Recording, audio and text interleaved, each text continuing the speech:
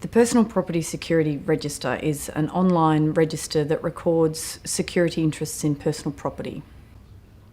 Personal property includes most things, except for land and fixtures.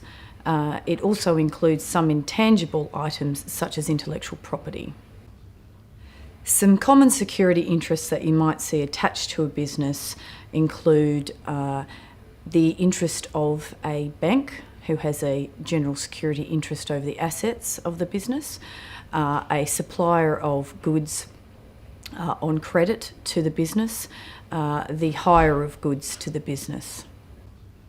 The Personal Property Security Register might have an impact on the sale of the business because the business can't be sold unless any registered or unregistered security interests are dealt with.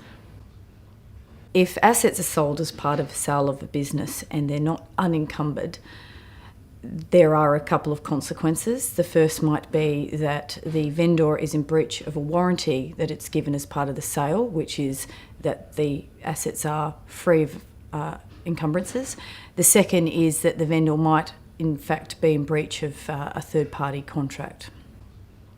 To find out if there are registered security interests over assets of a business, you can search on the Personal Property Security Register online.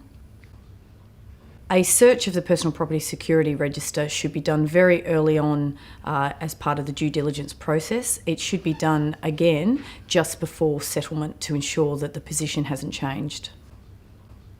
If registered security interests are identified, the seller and the purchaser need to work out whether those are interests that are to be transferred or interests that need to be discharged prior to settlement. A security interest should be discharged at the earliest time possible. Unfortunately, this is not always possible because a vendor may be relying on the money from the purchaser in order to discharge the security interest.